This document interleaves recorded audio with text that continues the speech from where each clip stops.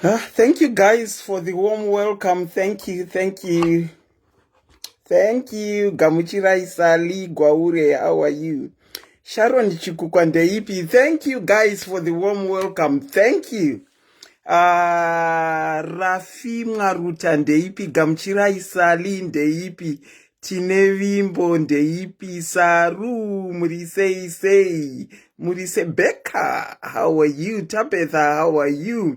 Auntie Selina is doing good. My children, how are you? Farisai ndeipi, Messi Maskwanise Murisei PK. Auntie Selina is good. Michelle D'Souza, how are you? Messi Ndambokumoresa Joyce ndeipi. Tresha, how are you? Gamuchira Isali ndeipi. Mainoku. Julie Jules, how are you, Julie? Charlotte Chikosha, how are you? Renika ndeipi. Precious Murisei. Dezi Shami ndeipi. Murisei Peginzara Murisei kwaskana. Askana nevakomana Muriseiko. Chido Black, how are you? Thank you so much for the warm welcome. Febimandova ndeipi. Flo Chiganze Murisei Zichaz. Dadimpofu, how are you? Brighton Mkoma Brighton Chikumbu Murisei. Dezi say Juliet ndeipi. Vivian ndeipi. Eni Murisei Wedwe Memo ndeipi. Auntie Fufu Soko, how are you? Kurisei ku Cape Town uko Auntie Fufu Soko kwa muri uko. Kurisei. Murikumboita maLovington zika Auntie Fufu Soko. Esther Makoto, how are you? Auntie Esther Murisei. Nematambudziko Auntie Esther. Charlotte Chikosha, how are you? Ritendo Nyoni, how are you? Maria Bvunzawabaya ndeipi. Paida ndeipi. Stabile Shumba, how are you? Primrose Chindu, how are you, Primrose? How are you, Primrose? Charity Mulambo, how are you? Rafu Marita, how are you? Netai, how are you? Oweni, how are you? Messi Mendi, how are you? Lizzie Masike, how are you? Murisei, Samaita P, Samaita uko, Legaitipe maoko, Ndirima Dube, Samaita o, Esther Chitsu, how are you? Juliet Sanuo, how are you? Murisei guys, Murisei, how have you been keeping? How have you been keeping? I'll be honest, I've missed you guys. But I needed the break. Miracle Maiwe Boys, how are you? Your Miracle Maiwe Boys, we are getting into 2022. Remove Maiwe Boys apo kumberuku. Remove Maiwe Boys kumberuku. Tunakuita zvokutsvaga vanhu pano. Remove Maiwe Boys, otherwise vanhu vanochika vachiti muri Maiwe Boys. Eni Shupi, how are you? Taurai, how are you? Ethel Murisei. Owen Mugodori, how are you? Kudakwashe. Let's get into our programs. It's so many of you. Tanisha's mom, I missed you guys too, honestly, from the bottom of my heart. In as much as I missed you, I needed the break. Joshua. Auntie Esther, I know you're trying to be strong, and knowing you are very far. Nematambudziko, honestly, from all the diaries, Auntie Esther Makoto, nematambudziko nekusiiwa kwamaitwa nababa. We are very sorry. Makanaka, how are you? Tamia, how are you? Susan Chiwomba, how are you? Murise anzida Susan, Murise kwa amai wangu ndiri right. Long time. Okay. Before we get into our programs, let me just say this. Let me pin the number before we go on, so that I'll give an opportunity. Let me do it this way. Let me pin. Panachaziwo number yangu iri wedu. Panachaziwo number yandaishandisa. Okay, I think I've got it. Emily Magwenzi, how are you? So happy to have you back. Thank you so much. Thank you, guys. Thank you so much, guys. I needed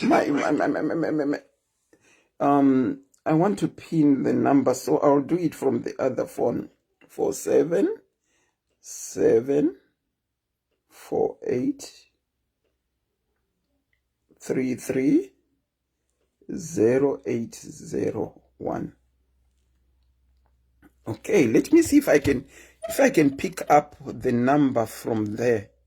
Okay, there. And then I'll pin the number. I've picked it up. Okay, I think we can go on, guys. We can go on, guys. The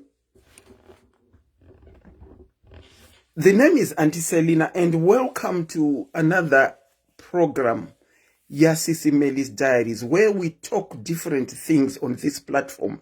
Yekuonesana, kudzidzisana, nekuudzana muchokwadi as we do our programs. Nasi tine imwe topic yatinayo mungadai maiona. Nasi tinoda kutaura nemaboyfriend / vana. Uye tinoda kutaura topic inoti iyo. Let me just look at what I got. Where is this? Kudanana kune ma levels here. So it's two different things that we are going to be talking about. Saka, when you do call in, you can either talk my boyfriend / vana, or you can talk zvekuti kudanana kune ma levels here. Yema boyfriend / vana iyi ndakumbiriswa kuti ndiitaure. Saka, before we go into our program, let me just say this. Guys, thank you so much for reaching out to me the time that I've been quiet. I needed that time to detox, and I needed that time as me time, and I really got it. I missed what I love doing best, because I found myself having kusa availa myself to people that were wanting to talk to me.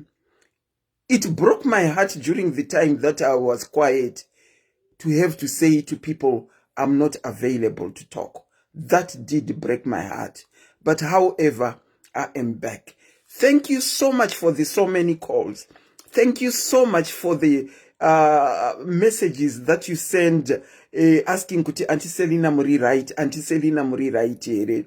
Thank you so much. Thank you so much for the love that you sent. Even on my birthday, thank you so much for the things that I got from you, my diaries. Zvimwe zvacho hatitoziva kuti tatisatambozvinzwa mukati meupenyu, but haiwa takareceive. And thank you so much for welcoming me back. Okay, the number, if you want to call, is pinned below. As I said, we are going to talk about boyfriend / children, and also kudanana kune malive here. Okay, what has necessitated talking about boyfriend / vana was the so many calls that Sisi Meli was receiving, and also yesterday pakati taurikei kanyaya ikoko. I think na first caller akauya achiti iya ane vana 3 here or 2 akadanana nemurume waakadanana naye akazopedzisira arororana naye. And panenge panema problems when it comes to children and murume wake iko zvino. Have you got an experience of having a boyfriend uine vana vako? Urikudata someone here uine vana vako iwewe? Kana uine vana vako wakava introduce ku boyfriend yako here? Pa which stage did you introduce to your boyfriend? Or hausati wa introducer? Uruda kutozivawo kuti wozvifambisa sei kuti introduce boyfriend yako. Also, what we are going to talk about is zvakanaka kurakidza vana No disrespect to anyone. This is just a general discussion yekuonesana. This is not directed to anyone. I repeat, this live is not directed to anyone. Vamwe vedu takatombopindawo mafootsteps iwayo ekuita single tikaita maboyfriends. Thank you so much Sisimeli. Ekuita single tikapinda maboyfriends tikasvikawo pastage yataida kurakidza yataida kuzivisa vana boyfriends. So I'll open up with talking my own story, which I think I've also shared. Une yako here story yakadaro. Urikudanana nemunhu here. Pane ma red flags auri kuona here ekuti munhu wauri kudanana naye haadi vana vako. Wakamuintroduce kuvana vako here. Zvanga zvaita sei kuti umuintroduce? Kana kuti uri kuda kuintroduce but you don't know how to go about it. This is the right platform where when people phone in to share their stories, you pick what you can and you leave what you don't want. Know the purpose of my programs edu. And also, pakudana napa, zvine ma levels here. Kana kuti munhu unoenderana nemwoyo kuti uyu mwoyo wangu wamuda. Noma, I'm doing good, thank you. Mwoyo here unoda kana kuti unotsvaga munhu wauine ma levels naye. Unotsvaga munhu wauine ma levels naye here kana kuti mwoyo. Hanzi mwoyo muti unomera paunoda. Ndokudanana kwatiri kuita here mazuva ano kana kuti taakutsvaga ma levels ekuti my BMAPs, my personal person, how are you, ekuti uyane ma levels akati saka anoenderana neni, uyane ma levels akati uyane enderana neni. Okay, I'll kick off the program. Inini sezvamunoziva ndakafirwa ndikagara sterek ndiri very single. Ndakagara sterek for the longest of a time ndiri very single. Sandra Mudzori, thank you so much. I love you back. Asi ndikazoona munhu wangu. Asi mukuona munhu wangu uku ndosaka ndichiti panodzidzwa. Here is what I did. Ndakangotumira mapicture ndiine munhu wangu kuna amai vangu kumba. Ndikati mai isai muframe muise pa fireplace because fireplace yedu ine chiledge chainayo. Isai muframe muise fireplace. My mom did likewise. Anditi vaisa fireplace. Apa ndina kutaura nevana anditi vaisa pa ledge. Oh, thank you Lulu Jalunga, thank you. Mwana wangu mkomana mkuru ati gogo konde ipi? Arikutaura kafoti. Konde ipi? Zvikanzi ndiyo shamwari yaana amai vako mazuva ano. Zvikanzi vasina kumbotiudza. I'm not comfortable gogo ne picture yamaisa pa ledge. I'm not comfortable gogo ne picture yamaisa pa ledge. Okay. Mai vangu vateerera omuzukuru vabvisa picture iya pa ledge vaisa kusaidi vakati mwanangu picture iya ndaisa mu dining room pa ledge. Asi wako mukomana mukuru atondibvunza kuti ndeipi yatiri kuona igogo. Saka ndamuexplainera kuti mama vako vane munhu. G Mafana, thank you. Ndamuexplainera kuti mama vako vane munhu. Vakati asina kana kutombotiudza. Akati hazi comfortable ne picture iri pa nikirikina. Saka I think unonida kutaura nevana vako uchivazivisa kuti ndozvaita. Ndakatombobonga ndikati mai zvine basa rei. How long have I been staying single? Ndichiti vakura, now that vakura ndakutsvagawo munhu wangu andimudze. Ndikatoti kuna mai vangu andimudze kana asikazvide ngaregere. Zvikanzi namai hazviiti. Mwana wako amunhu mukuru. You need to talk to them and you need to let them know.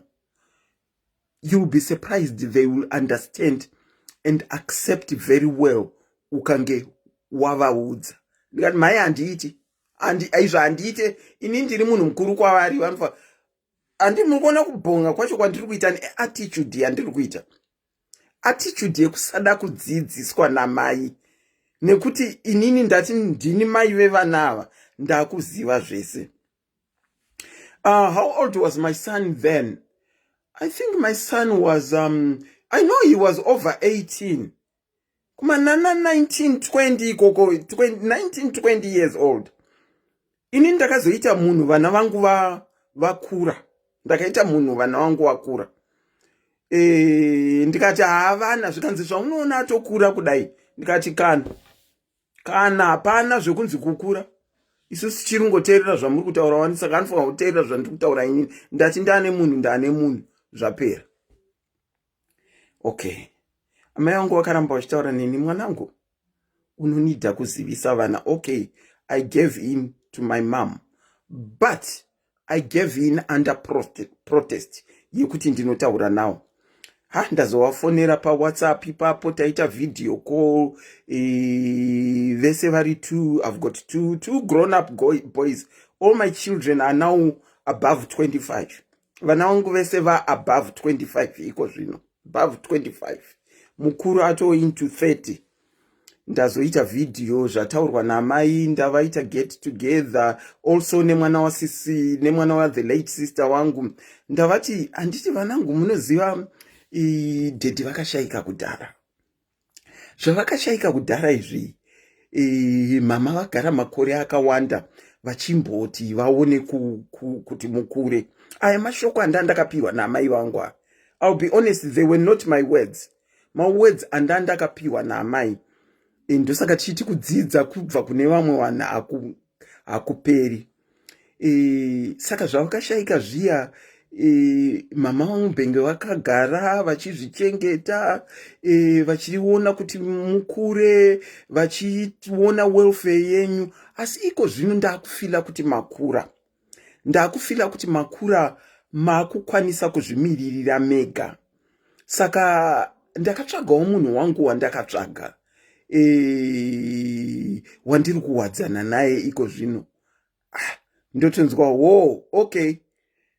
Takange tangoona picture yaiswa pa fireplace nagogo tikabvunza kuti ndeipi. We were just wondering because imimi vacho makange musina kumbotiudza.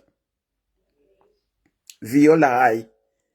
Saka okay, they accepted it. I told them about him. I told him kuti munhu ane vana vake too, vakomana futi, munhu mukuru, akamira akadai. Vaka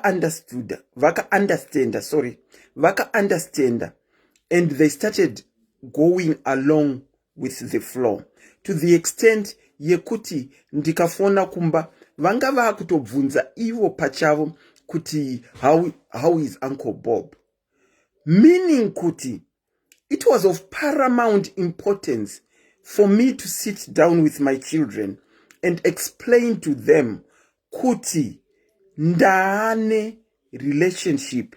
I now have someone in my life. They understood, and from that time they know kuti kuna Uncle Bob who is now my husband, to the extent yekuti pandakaenda naye kumusha, they were very welcoming, even going around Harare naye ndisipo.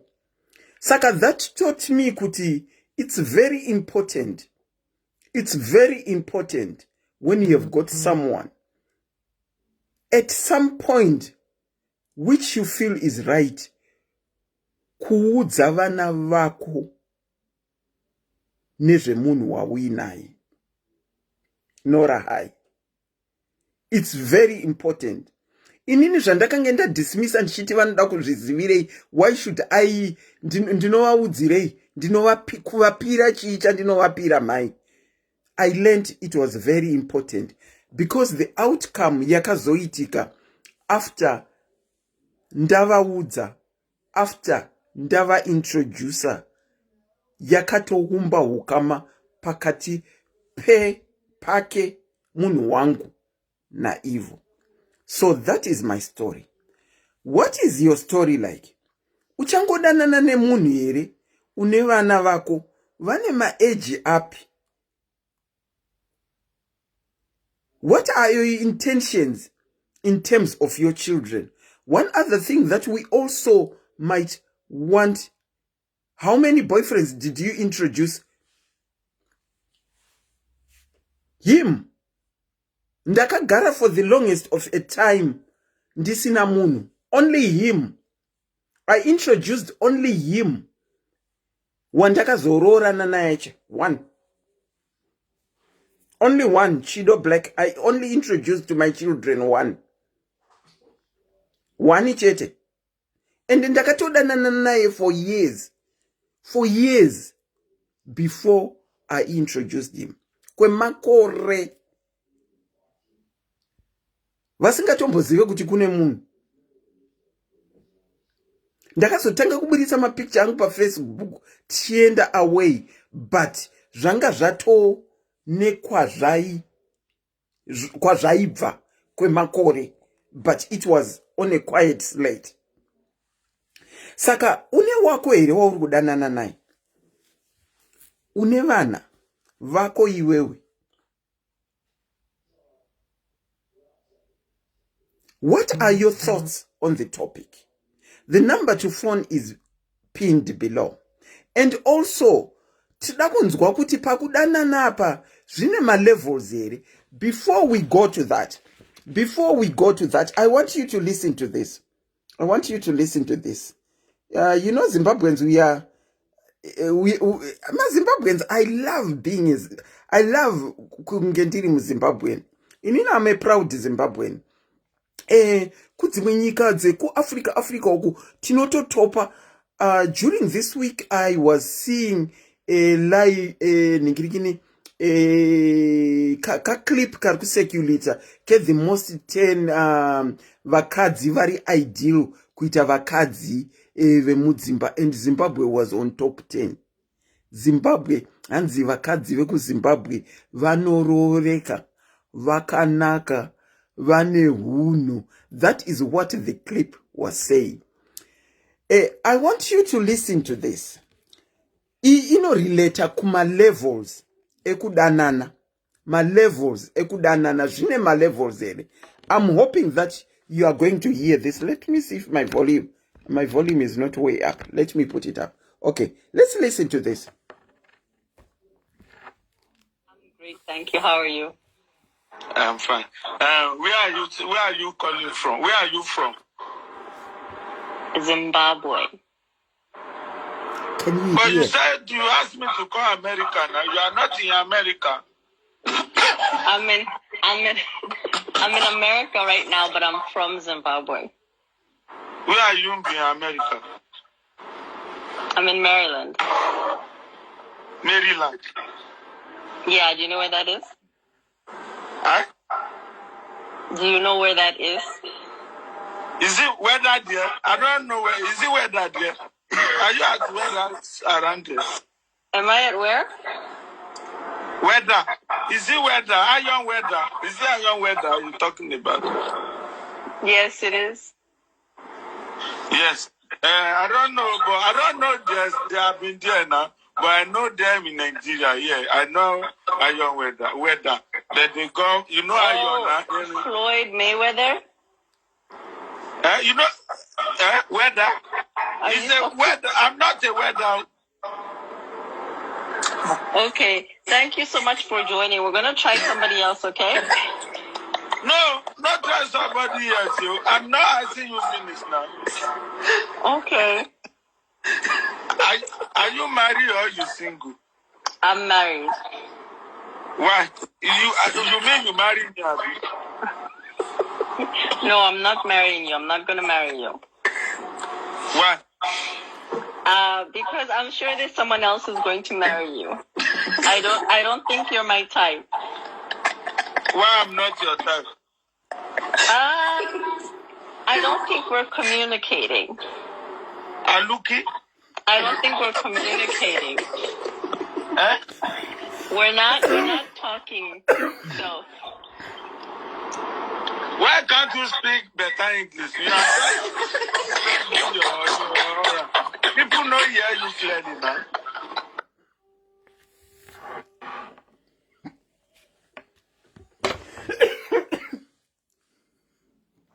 Clip imaiona here. Ndo ma levels atinoda kutaura. Hanzi nemusikana wekuZimbabwe uyu I'm not your type. Hanzi I'm not. Zvine matype here zvokudanana izvi nai. KuZimbabwe tiri kunzwa kutaura kuti hauziwe level yangu. Ma levels erudzi kwani mbengachita.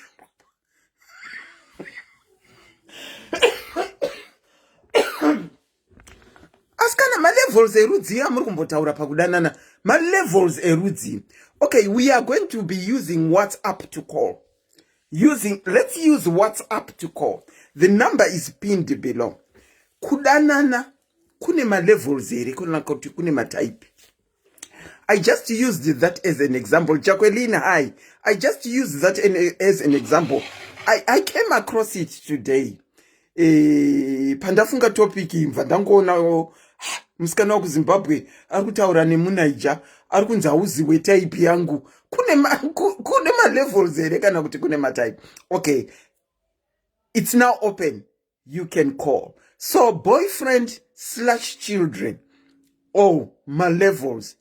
Pakudanana. Kana kuti unoda munhu nemoyo. Kwete nema levels. Hanzi hauziwe level yangu.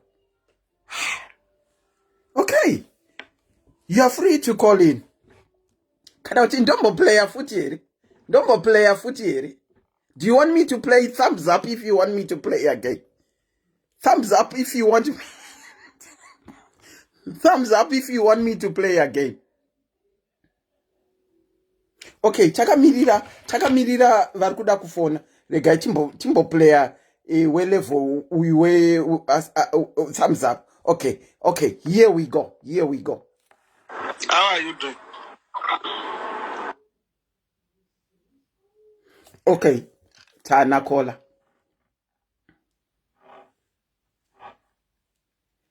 Ndinokuchingamidza pachirongwa Sisi Melis Diaries. Makadini? Tiripo, Auntie Selina, how are you? I'm doing good, thank you. How are you? I'm good. Nice to have you back. Oh, thank you. You're looking good. Oh, thank you, madam. Hey, topic madzinzwa akaimbiri topic dzatinadzo idzi. Munoti kudiwo nadzo. Inini hangu ndiri panyaya dzetype. Dzema levels. Dzema levels. Okay. I've been single for quite some time. Okay. Ndinozvishandira, handinyepa ndinozvishandira, ndinozvitira kamari kangu, ndine mwana wangu 1. Okay. I've tried. Ndakaita hangu mwana ndikarambana nababa womwana wacho because tataitiswa nhumbu tiri 2, so I raised my son on my own. That's perfectly okay. Vandazoonawo wandakaona ndobva tadanana ndobva taroorana, but I think ndakaita mistake yekudanana nemunhu anga abva murelationship abva kuchitwa. Alright. So I think ndaidanana ndega, but iye ndofunga because family yacho yakandifarira. Ndakaitwa nefamily. Maidanana mega? Ndaidanana nega, not actually ndaidanana nehama dzake, not naiye. Okay. Because I think anga chine heartbreak iya yemukadzi webhosi, mukadzi wakakamurira. I used to put all the efforts. Because I think maona kwandiri kunoku. Ndiri kukuona. Ndiri kunoku chanda nditi. Mukadzi akahura ari kumba kumusha. Hama dzese dzikaona dzikadii vakasvika upakurambana because akarwadziwa. But this guy aiita zvinhu zvake zvese kumba sara asina kana send to make sure that the wife and the kids are okay, which was fine. Okay. But pandakazodana naye inini, I think mukadzi wachakaita mabiribobi kumba kusvika vazoramba nawo havo anyway. Tamuno achada kuita responsible. Pakunorora paye hana put all effort. I think pressure from the family because the family used to like you even up to now. Okay. Saka hana kuita pressure zvezvekuti ari kuda munhu handiti. Saka takangoroorana, but it didn't last long. because iye anga asingaite effort, asingachobikana kutenga chikafu kana kuita sei, nothing. Ndikati no, this is not for me. Ndagara, I've got only my one boy, I don't want two boys. Anyway, ndibva zvapera and Selena. Saka now ndinotaura nyaya yematype. Ini ndangu ezvinezvi ndaapa type. Handichangonhongi. Ndakutodawo munhu wandinotoya uya anotichengetwa tinochengetana. Ende neage yandava handisi ndada kutosvitsa 50 next year. Saka handichada zvekuramba ndichangotambudzika nekunetseka. Ndikutodawo munhu ari right, anowirirana neni, ane tunhu twake. Because time yekuti ndichati hanzi munhu achaita tunhu twake ini kwandiri yakatopfuura. Kuti chanzi chatangirana pamwe chete tese. Aiwa inini yangu yakapfuura. Okoyo. Ndakuda munhu ane twake, indine twangu. Tosangana pakati. Okay. Murudo mune chorume type. Ameno, maybe vachiri vadiki vachiri kukura. Ndo vangade kuti hanzi totangirana, totanga kutenga stand tese, totanga kuitese, totangira from scratch. But izvo I think zvakuda amapiyano. Ndo vanotangirana pamisu zera redu. Rada kutoona kuti apa pane future munowirirana iyi. Saka anti apa muri kuti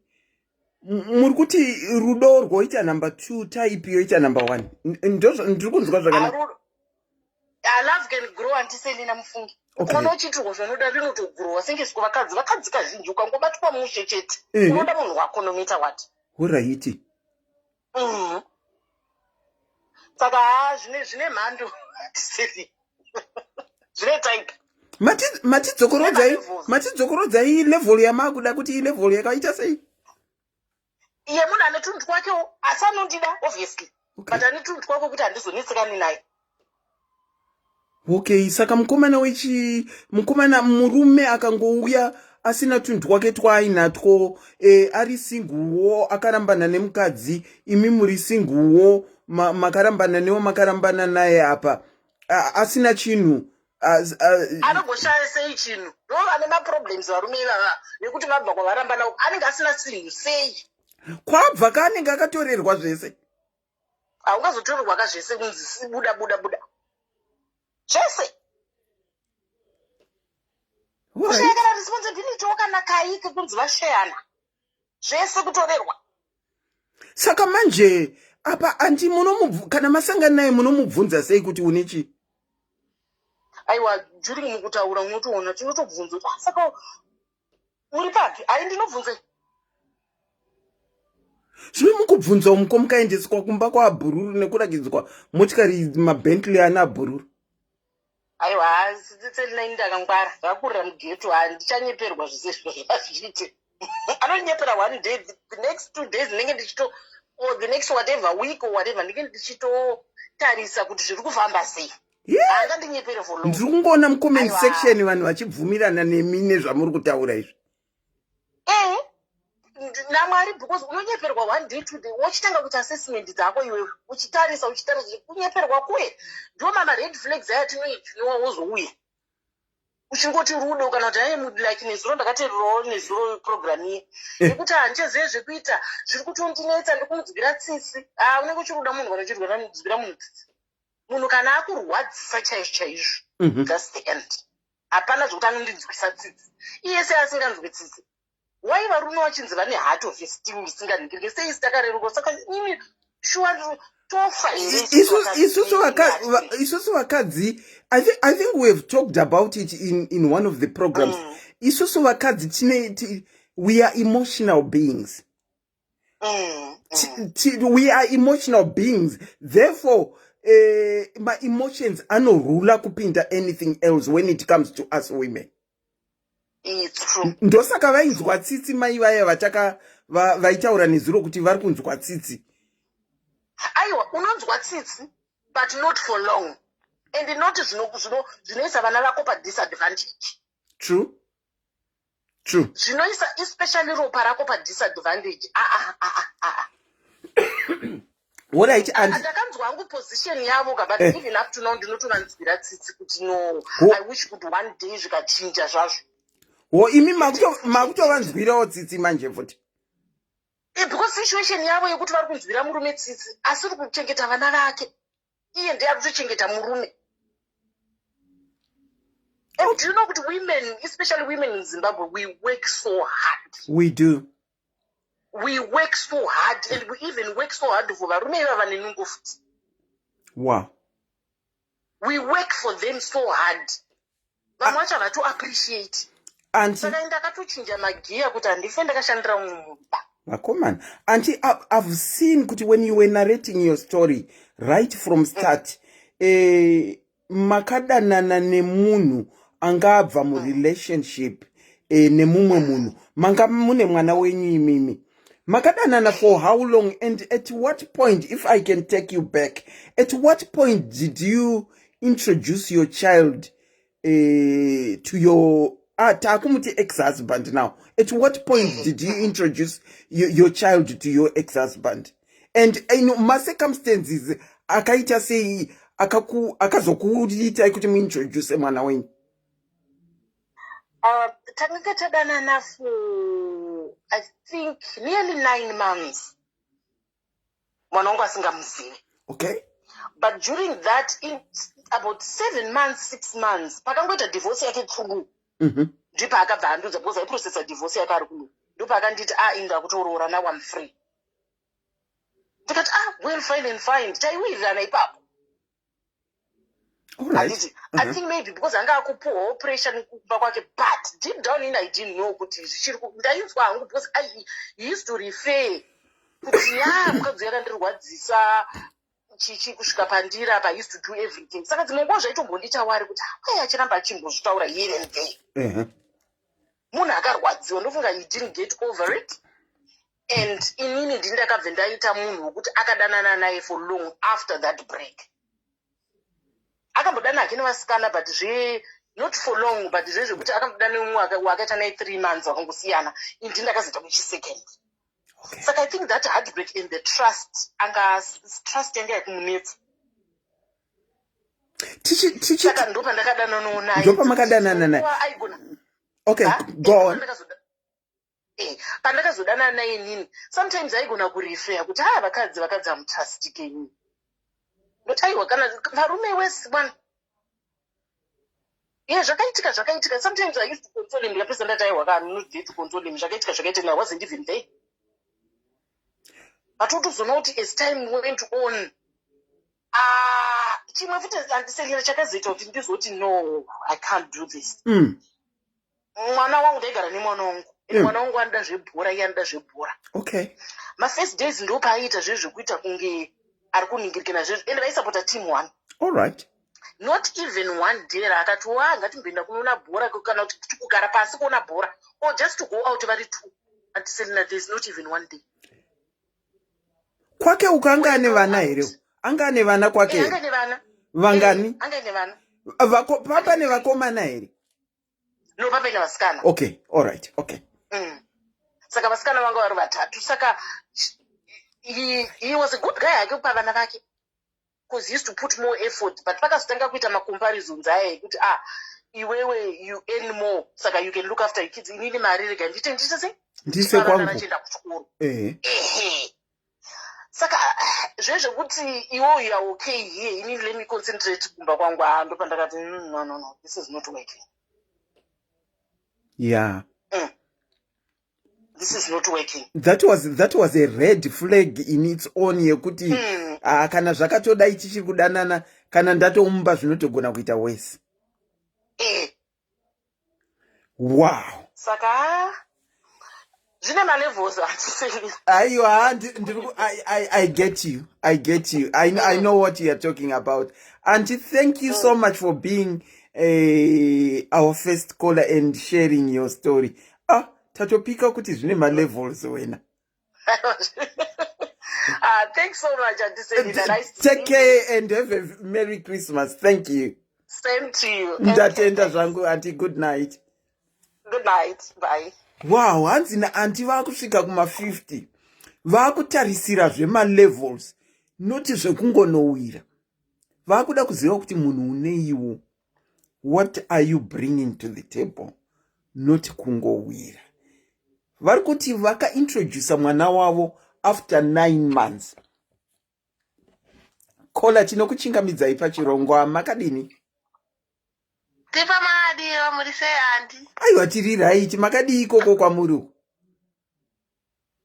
Tinofara chaizvo nekuonai muripo.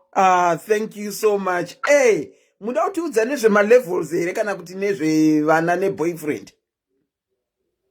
Nezvemalevels. Hande inayo ndima? Malevel anoshanda handi. Hokoyo? Taurai tinzwe. Malevel anoshanda. Inini ka ndongoti ndiri single ndiri kuzvisa hangu pausingle nokuti ndizvo zvandiri kunzwa munyama dzangu. Munhu acho aripo, I don't think level rangu tichazongoonawo but I'm not sure. Inini wandakapedzisira kurarama naye about 6 months ago ndasiyana naye. But iyo nyaya yekuti wosangana nemunhu anenge akambourirwa anonetsa kuti akutruste. Zvinonetsa anongoita kuti like suspect paanokuona anongoona munhu uya plus wandarangana naye wacho anga areisiye kuurirwa navakadzi tu vese. Okay. Saka ndoimwe point yandapikawo pabha kola wadarika kunyaya yakaoma kana munhu akasangana neproblem iyoyo kuti arikavhe. Varume havatori time kurikavha, vanenge vakutongomhanya because vanoshanda kufunga kuti pamwe akawana mumwe munhu vakawana service then it's bore, but havatori time semaporero atinoita isusu vanhukadzi. Level rinoshanda futi, rinoshanda chaizvo because iye pachikoro ninda ndiri mberi iye anga asingagoni. Saka waingoti sokuti ndiri tsotsi, apa ndisiri tsotsi.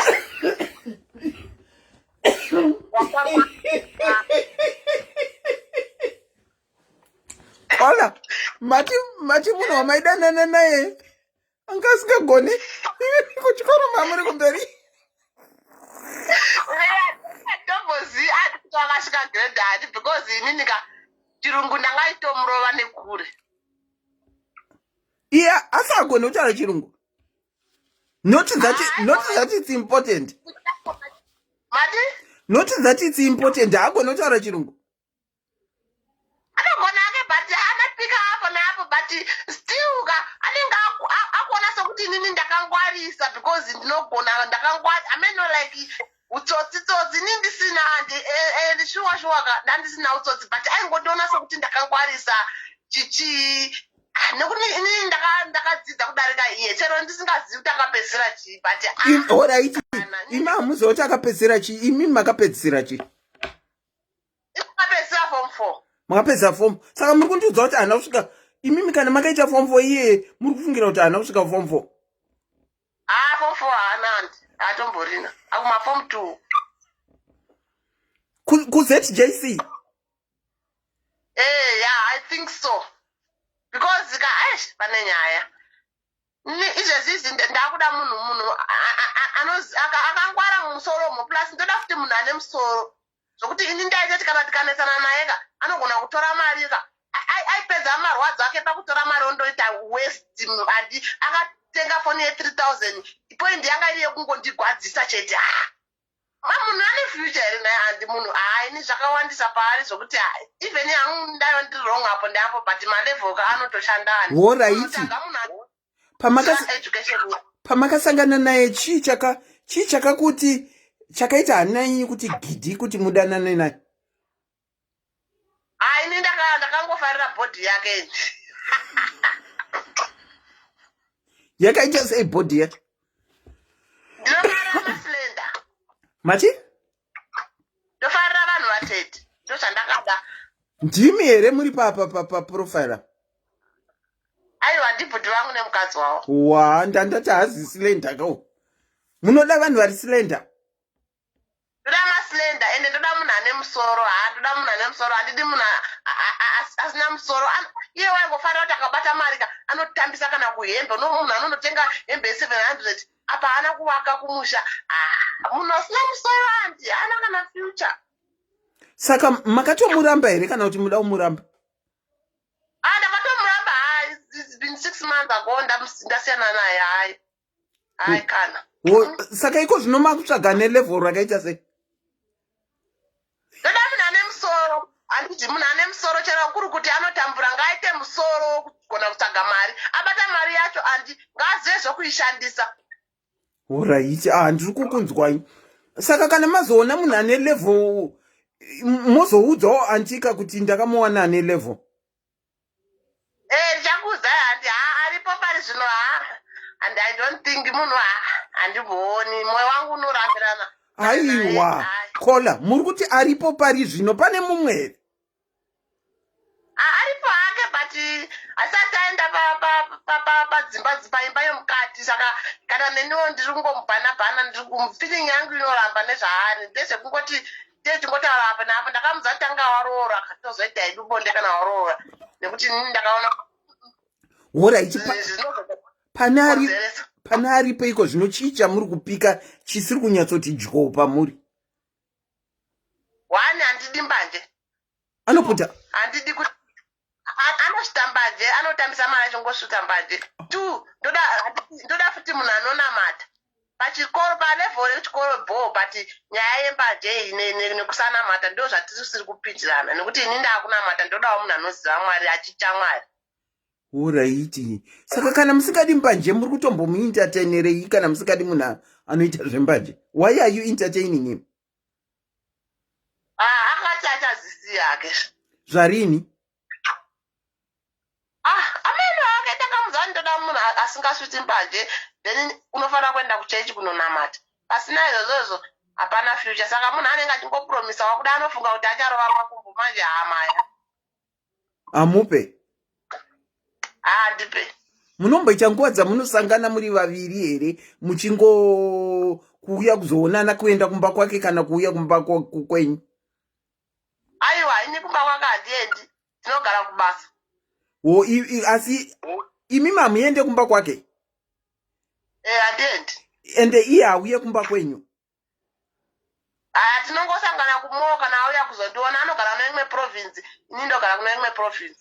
Alright. Nai Kola, mune vana here venyu imimi? Ndinawo. Vangani? 2. Ende plus wandachitaura yawo yaka. Kana pari pavana vakana ndanditori wrong 10. Hana rudo munhu iyeye. Ngorasika kungowira. Asi vana vakanga vamuona here iye wekupedzisira we6 months ago? Vana vaigara kumusha, vanogara kumusha still anga achingovaonera pamafoto. But anga like karudo kanofanira kuitiwa nemunhu anodanana namai vevana. Saka pane mumwe wamakatosiya uyu we6 months uyu and then iko zvino maane wemba. Kola, you move fast like wife avakomana. But first yacho handisi kurara naye zvenyu. Hamusi kurara naye? Asi muri kudanana? Konzo wamukasei ndokudawo zvinhu zvinongodiwawo mupenyu handi. Aiwa, zveshuwa you are right. Zvinongodiwawo kuwana munhu anokuti dhiya wamukasei wadanana naye sei. I wish you all the best, Kola, in finding someone wema levels enyu. Saka iye wembanje uyu muchamupa time limit yakadii yekuti I'm giving you grace period yenguva yakati kuti ustope mbanje nekuenda kuchechi. Kana pasina izvozvo I'm gone. It's up to him. It's up to him. Saka akatora 2 years achiputa mbanje dzake, it's still okay kwamuri? Ndatomusiya neniwo mati ndikasvika 2 years ndakangomirira matakana nanoona kuti mahombwe ndongomuudza nokuti akati ake ndichasiya. Saka kana ndangoona kungoti apa hapana dhiri apa ndobva ndangosiya zvangu ndongomuudza kuti iwe hausi kuteerera ndongomusiya. Pari zvino ndorega kumuudza hangu kuti ndokupa time yakadi but inini nemwoyo wangu ndenge ichitarisa kuti ona kuti munhu haasi kuchinja ndongozosiya. Munhu haanetsi kusiya basa kwangu hakuzivi. Alright. Saka malevels chaiwo amunga pinpoint kuti anti vaya vataura malevels avo avano expecta kumunhu enye amunga pinpoint ndeyekuti chii? Ekuti munoda malevels. Ini ndinoda munhu ane Mitsubishi motikari, ndinoda munhu matichaziva kuti munoda munhu ane slender, ari slender, munodawo munhu ane mari. Enyu malevels ndeyapa? Inini 1 ndoda munhu anotaura chokwadi, chero zvikaoma sei ngataure chokwadi. Okay. 2 ndoda munhu anoenda kuchechi anocha Mwari. 3 ndoda munhu ane musoro asingangotambisi mari. 4 ndoda munhu anoda vana vangu. Asi pa4 izvika zvakanyanya kukosha kuda vana vangu nekuenda kuchechi. Nekuenda kuchechi. Zvimwe zvese hazvina basa. All right. Kola, I sincerely wish you all the best in finding the person with the 4 levels that you have mentioned. The fourth one, rega tingorumana nzeve kuti uya mataura yechi4 ndiyo ngaiite yechi1 yekuti munhu anoda vana venyu iri vhese iende ku1. But still vana vangu vasikana handikuti ndizoti munhu anyanye kuita close nawo kandienda tova nefie. Saka ndechida kungoti angotrayawo the best sezvo vari vasikana. Saka ndineka kuzokuchira kungoti ndikazovati vanyanye kudiwa stereki zvogona kuzongena nepamwe. Asi sezvo ndichinamata hangu Mwari ndinomutemba kuti chero akada hake vana vangu awane pokugumira. Kuda vana venyu, it doesn't mean to say he should be very close.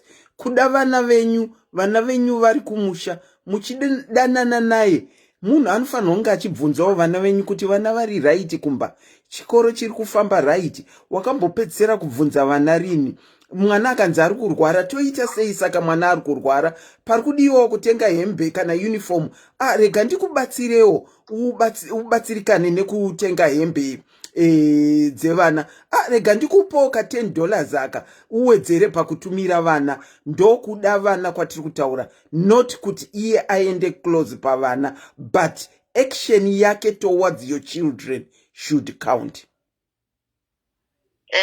Thank you so much, Auntie.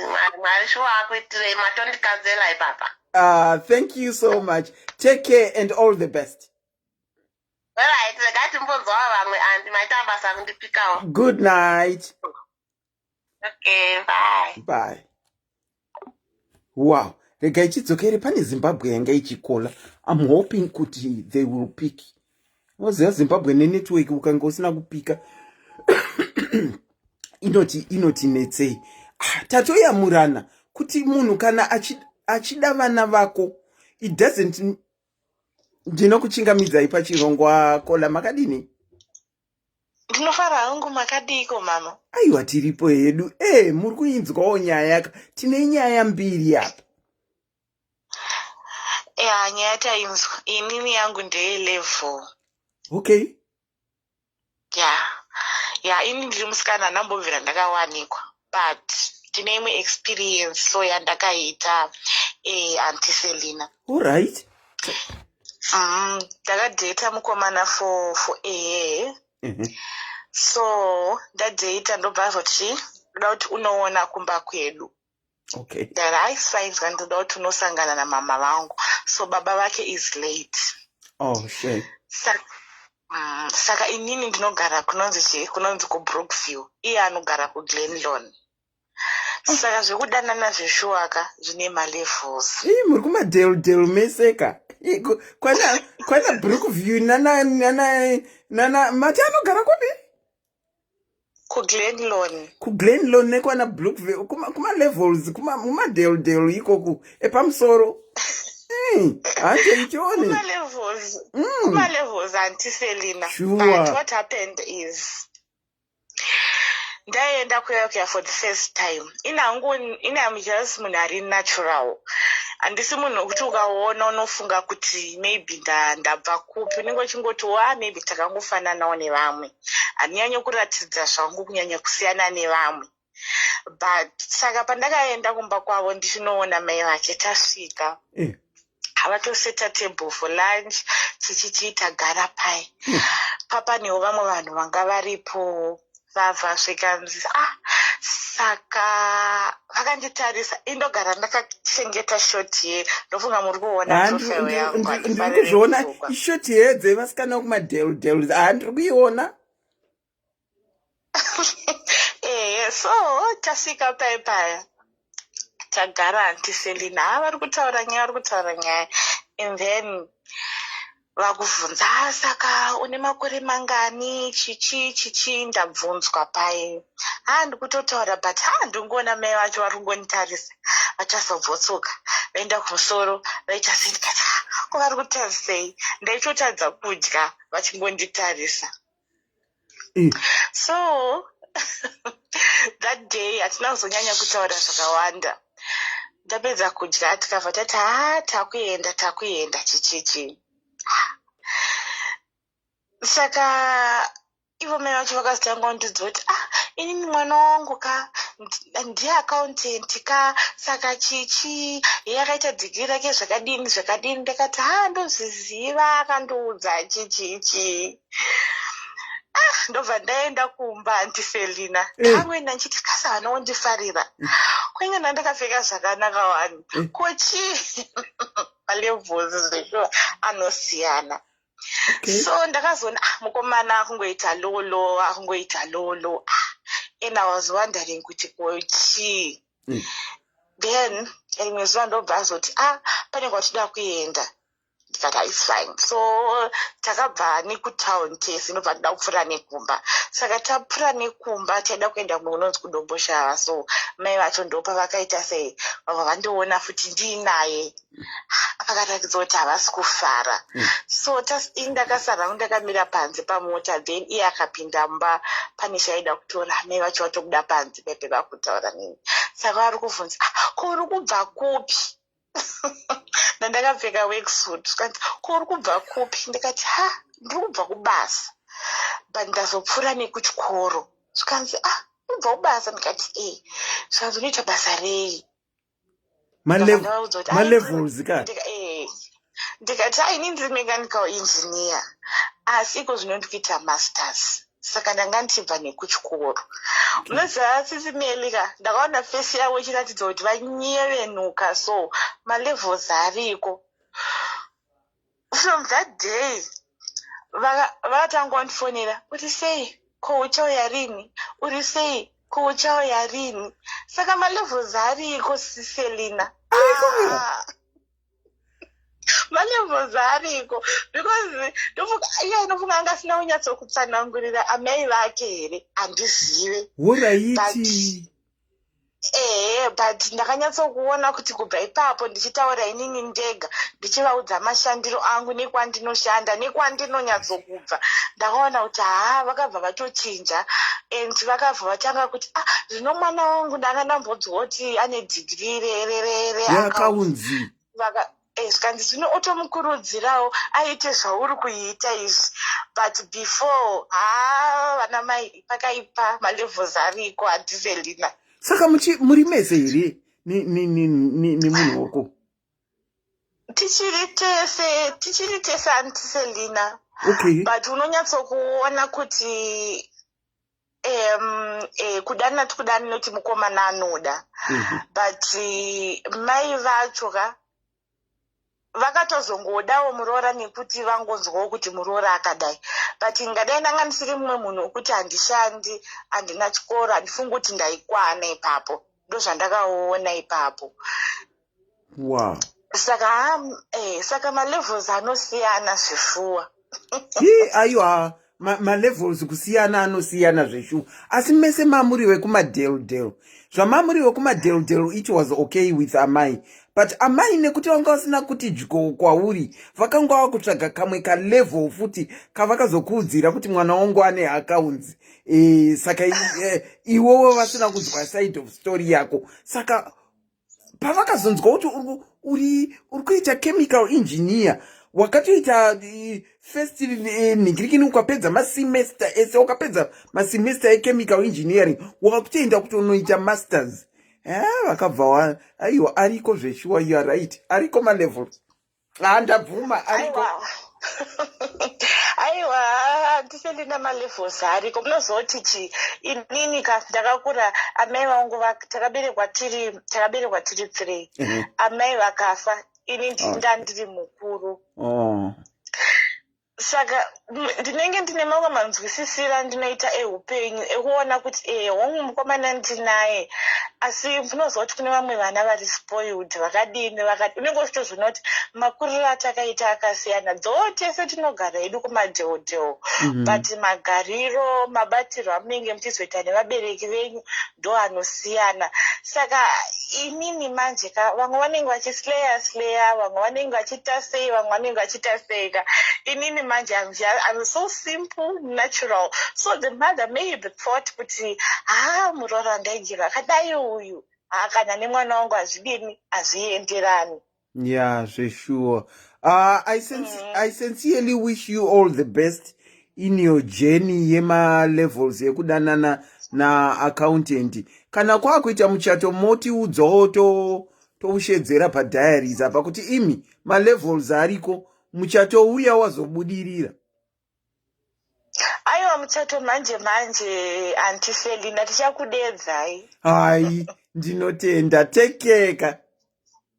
All right, thank you. Thank you so much for sharing. Good night.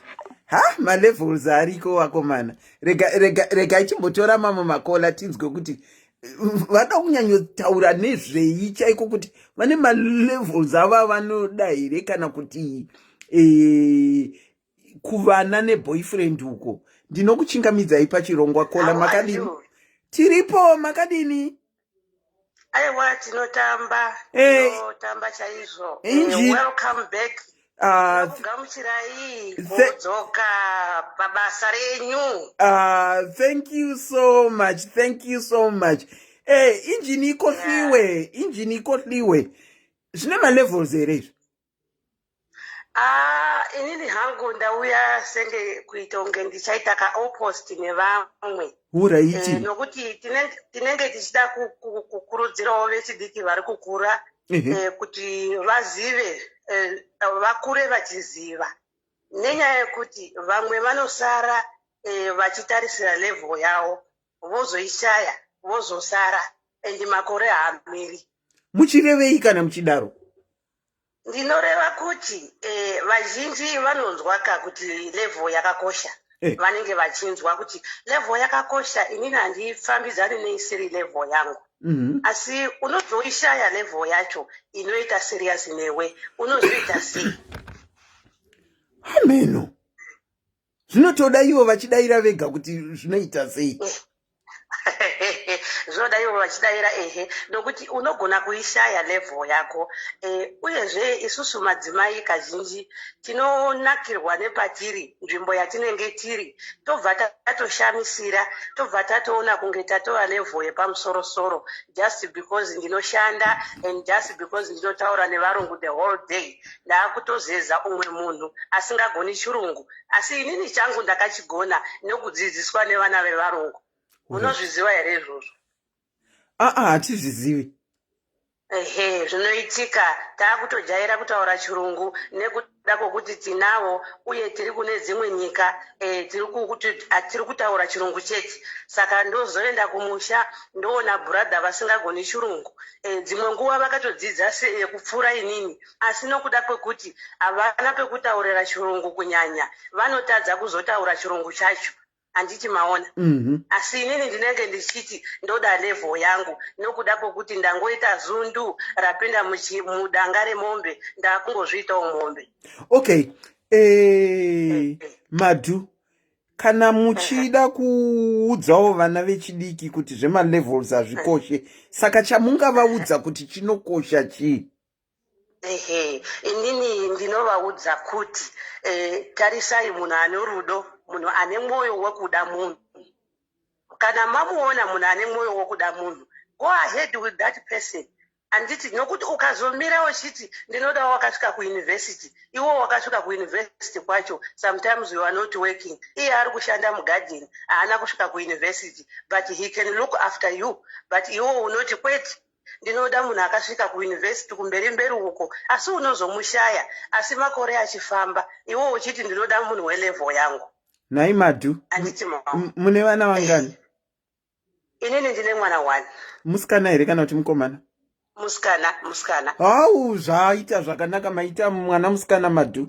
Madhu mwana wenyu musikana auya aita chemical engineering aita masemester ese ameno kuti anoitwa 4 semester here chemical engineering se mwana wedu abva uyu aita akuita masters yake mwana wenyu apedza masters agraduate apedza PhD yake agraduate mwana wenyu musikana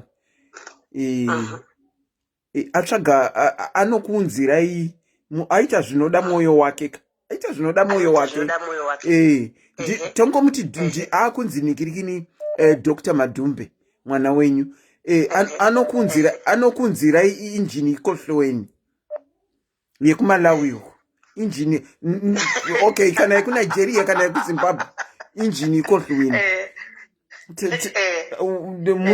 munotichi inini ndinota ndofunga sisi Selina yamatotaura iyoyo. It is another topic you need to come up with kuti tidzidzise vana mai kana mwana auya nemunhu wake waanoda. Inini handingamiri nemakumbo kuti aiwa munhu iye handimudi. Chinonge chichida kukosheswa rudo rwuri pavari vari vaviri. Kana azouya naye kuzondiratidza which means amuda handiti. Saka inini zvokuzoti siyana neuyu dai mako mukanyatambudzika samai but you don't show it off kukumwana nokuti paachazosiyana naiyeye waauya naye wausingafariri achazoshaya opportunity imwe futi yekuti aone umwe zvinogona kudaro. Okay, why I've asked you this and you said zvinoda another topic. Ndimi mauya muchiti muda kudzidzisa vana. Ndosaka ndakubvunzai example yemwana wenyu. Kuti kuri kunzi mwana wenyu wamuri kuda kudzidzisa wacho akuunzirai injini ikohloweni iye akaita PhD in chemical engineering. Zvinonakidza here. Alright, tochidzoka kwamuri imimi Madhu. Imimi as Madhu level ine basa here uye zvamuine mwana 1 makambo wanawo munhu wamakafambidzana iye injini ikohloweni uyu makamuintrodusa kumwana here? Handina kumuintrodusa kumwana. Toda kutaura pamalevel pamwataura kuti malevel ane basa here. Angangova ane basa ka nokuti ari kutoshandiswa so far tatonzwa vanhu vanenge 2-3 vachitaura kuti malevel akakosha handitika Madhu asi ndinosara kaini Madhu imimi level rine basa here imimi personally inini nokuda kwezvandakaita go through ndaakuti level harina basa handiti nokuda kwezvandakaita go through ndechitsvaga munhu anogona chirungu seni munhu ane level yangu ndechisiyana nevamwe ava vana injini ikohlewe iwawo techivarasa ndichivadhamba techida kutsvaga ane level yangu asi makore haamiri anenge achifamba handiti pandiri bhizi kutsvaga level yangu makore anenge achifamba wosvika panguva yekuti hauna uchakumisa asi waimbomiswa uchida level yako saka poitwa sei ipapo Madhumbe? Imi as Madhumbe personally imimi kutsvaga malevels kune basa here for you kana kuti hakuna? Inini kwandiri ndiri kuti hakuna ndakambozviitawo ka asi unozoona kuti makore anenge achiwanda saka inini ndakuti pasina kutsvaga malevel tsvagai munhu ane rudo mukaona munhu ane rudo ndokutoti magona mukaona munhu ane rudo anoda vana venyu anoda hama dzenyu anototi iye handei tinoona vabereki vako handei tinoona tete vako anenge ari serious anenge ane rudo imumu muri kutsvaga level makore achifamba uchisiya munhu ane rudo. Okay. Osaka for you rudo amudi zvema levels. Alright. Aiwa tazvinzwisisa. Thank you. Regai ndikupe example tisi Auntie Selina. Taidarozvo inini ndiri Madhumbe kaini. Andini ndiri Madhumbe. Ndinogara muarungu ndakugezawo mumatabhu ndichiita sene ndichigezawo nesunlight yemandiro ndichichinja skin yangu handiti wozoona umwe munhu asina kumboita access yokuuya kuzogeza nemvura yegiza kana kuti yokugeza nemvura yemugiza paari ipapo saka skin yake haizombofi yakafanana nemunhu anogeza nemvura yemugiza every day zvinotosiyana handiti ndobva tazodaro kuti iwowo unoona mubhedha dzevarungu dzine masaidi table aya nemasaidi table nemaheadboard yacho nemalights masaidi lights nei nemubhedha dzakanaka nemachira akanaka handiti nemafitted cupboards ndozvaunonge uchifungira kuti dai ndangoona murume ane imba yakatofitwa nemaovheni ndoda zvokubhekaka ndikaona une ovheni aiwa ndinomuda asi unozoona kuti unomushaya zvinhu zvakanaka kuda munhu nerudo moita zvinhu zvenyu mese muri pamwe chete chida dzimwe nguva unomushaya nekuti uri kutsvaga vasiri velevel yako nekuti pamwe iwo uri madhumbe muchiexplaina zvamuri kuexplaina zvese izvozvo makunotsvaga ningirikini makunotsvaga munhu ane handiti hazvisi kuitika, we are only discussing. Ini ndinofunga kuti munenge muchingotsvaga vanhu vasiri velevel yenyu, saka it comes back to malevel anoshanda. Aiwa akusi kutsvaga munhu usiri welevel. Aiwa munhu unenge uchitarisa neenvironment yauri, hausi kuziva kuti uripo paenvironment iyoyo just because of work, but you still need your own life. Nokuda kweenvironment yako, skin yako iri kutsvedzerera, tsoka yako chaiyo haiti manga iri soft wozoona munhu ane tsoka inonhuhwa bhutsu unototi is not my level. Unototi haasi malevel. Let me conclude my calls awanda. Saka from what you have just said, levels zviriko madhumbi. Imwe muri kuti levels zviriko, inini ndiri kuti hazvishandi. Aiwa, from your last statement, tikabva palive anditi tinoseva live. I want you to go back to your last statement. Munoteerera zvamataura. My conclusion from zvamapedzera kutaura kuti iwo unenge wakudanana iwo skin yako yakutsvedzerera nekuti wakugeza matabhe emarungu wonodzokera wonodanana nemunhu anonhuhwa bhutsu. Ndosaka ndati saka to that conclusion my levels aripo. Thank you so much for sharing, Madumbe. Aiwa inini asandada kubva pano andimbo. Aiwa regai chimbopa vamwe mukana Madumbe. No, ndirakumbopa vamwe mukana, taura henyu last statement yenyu. Nditaure chop ndati malevel ariko asi anosisiya kumashure techifungira kuti inini ndiri level iyi asi uchizosara makore ako achifamba. Saka muri yeZimbabwe musanyanya kukoshesa malevel, koshesai rudo. That's my contribution. Your conclusion. Okay, thank you so much, Madumbe. Thank you for sharing. That's my conclusion. Thank you. Bye. Wow. Hanzi namadhumba aigona kukoshesa ma levels uko. Koshesa iningirikini. Let me take some more people that want to contribute. I'll call them back. Hanzi aigona kukoshesa ma levels koshesa mwoyo yenyu. Asi wambotaura zvekuti kunhuhwa bhutsu futi ina hanjazvinzwisise zvamadhu izvi. Ndinokuchingamidzai pachirongwa starisi. Makadini? Ndiripa hangu makadini. Hangu ndachitaura nyaya yemalevels. Ndaitomboona attitude iyoyo. Yekuti malevels. Type. Anditi unenge une type singa kolambotaura kuti ndine type yangu ndoda vari slim chichi. Sati zvakaramba kubuda zvematypes. Zvakaramba? Kwamuri zvakaramba?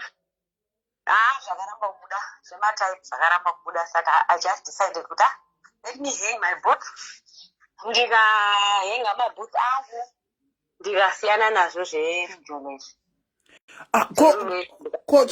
Chimbotiudzai zvakaramba hazvo kuita. Maitsvaga type dzakaita seiko?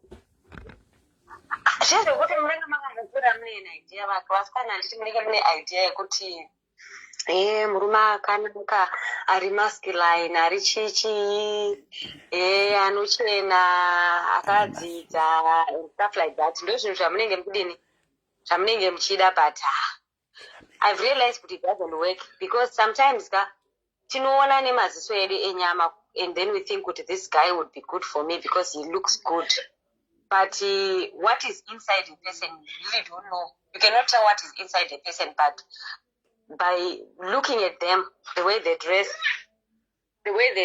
and the way the car they drive or the kind of job they do. Mm-hmm. It doesn't define who a person is inside. Mm-hmm. Yeah, true. So I blame Very true. You don't define a person by the way they are looking or they are dressing. So I decided to end there and say, okay, I don't have a type. You don't have a type. And I said, Putimari, direct me to the type of man who is right for me, who loves me the way I want to be loved. Because at the end of the day, murikumboita unge muri kunyura. Yeah, takunyatsonzwa manje. Okay.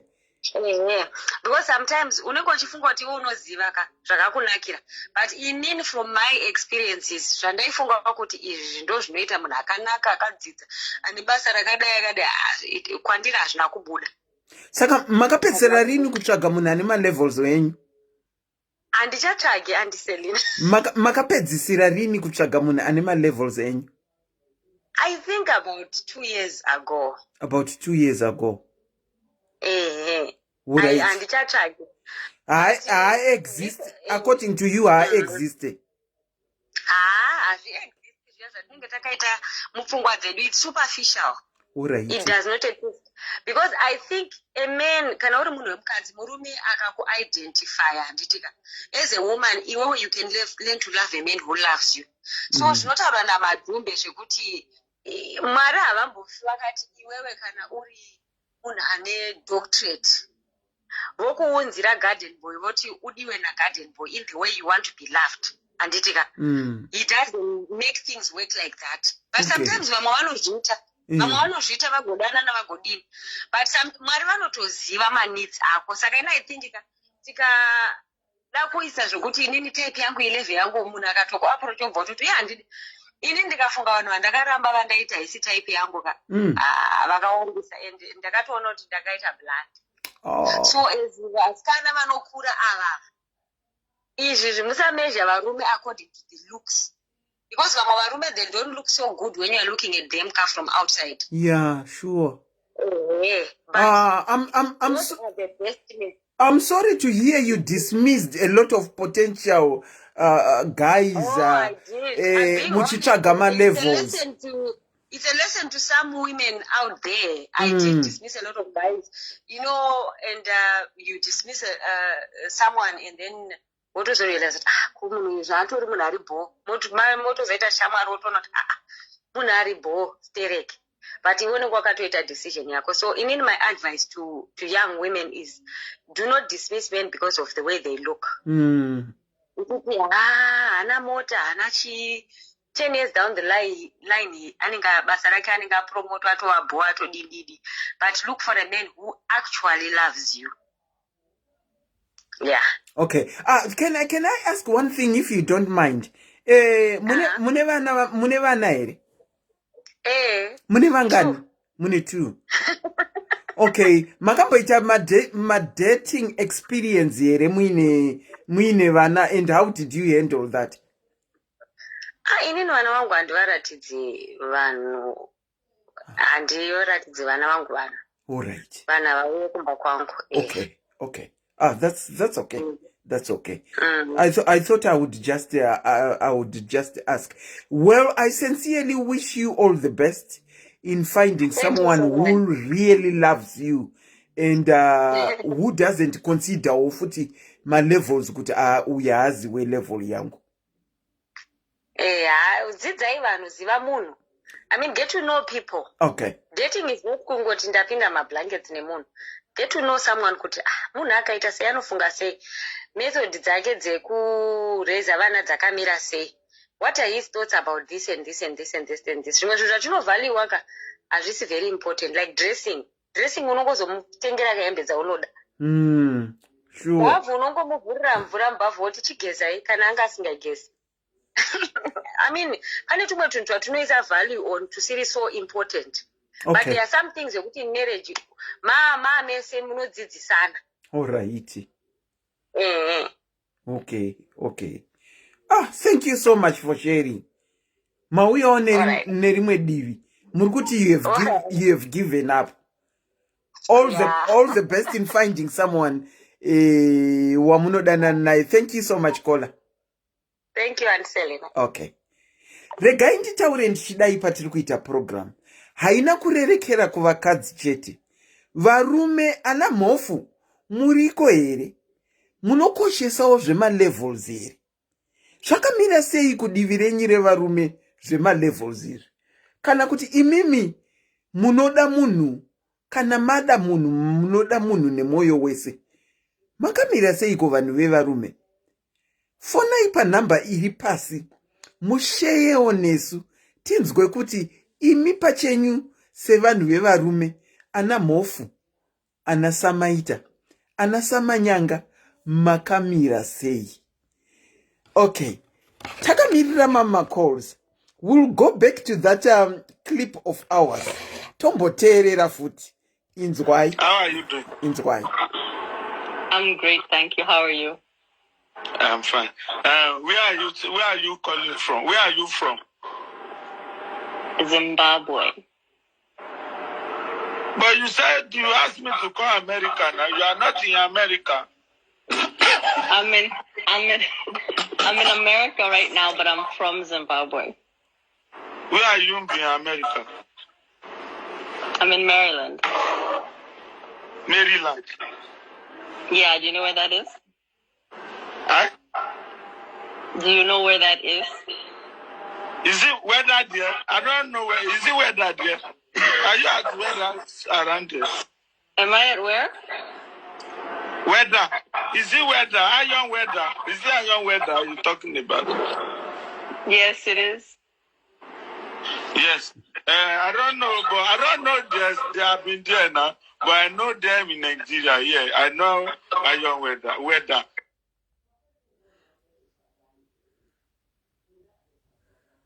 Oh, paita kore gaichi anzi. Ndinokuchingamidzai pachirungu kola. Maswera sei makadini kwa muriko kokola.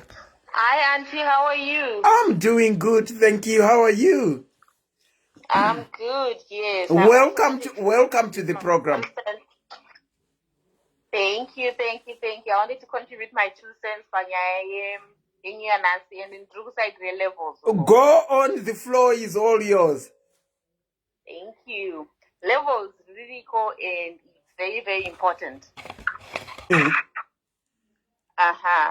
Sometimes we go for people that you need to really know level because even when you go for people who are lower than your level, vanokunetsa futhi. Vanhu vari lower than your level vanokunetsa. In what way, Kola? Okay. This 2 scenarios. Sorry, hold on. Luluja, inbox me, Luluja. You can go on. Sorry about that. It's okay. I have dated 2 different people. Okay. Okay. So one of them it was a very long relationship, almost 10 years. The guy was still in school. Iyo nyaya yekuti uri kudana nemunhu asiri level yako iwe urikuenda kubasa. In the end.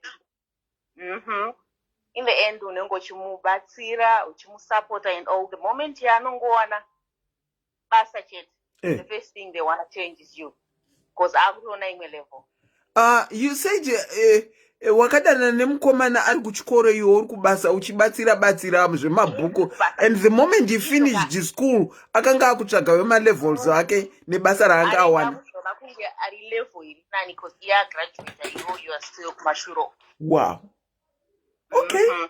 Saka going for people that are not on your level nyango vari pasi, it's very, very bad. Because you don't know paanozongochinja, paanozongosvika palevel yanotanga kufunga kuti tasiyana achada futi. Then the other one, it's a level. You're going to level 3 dzako izvi. Ndakaenda futi kechipiri. Kulevel isiri yako. Ndikanorumwa futi ikoko. Saka iko zvino ndongomirira hangu ana well made. Kudenga ikoko tosangana ikoko. Saka iye wechiti uyu level ranga rakamira sei? Unongochungozwa iyo business deal asingapera. And when those deals pay, because he knows that you've got your own money, when those deals pay, they unongochingozwa my problems. Oh, I've got this money, but you know, solve utu. They're always solving their own problems. So you always be on that level, So I just going for someone and level you're not eating there, and I think it's just the best. Level illegal, and it's very important. Don't go low, don't go too high. Maintain a papa. It's up at par. Ne level yako. Par. Yes. Okay. All right. I get what you are saying.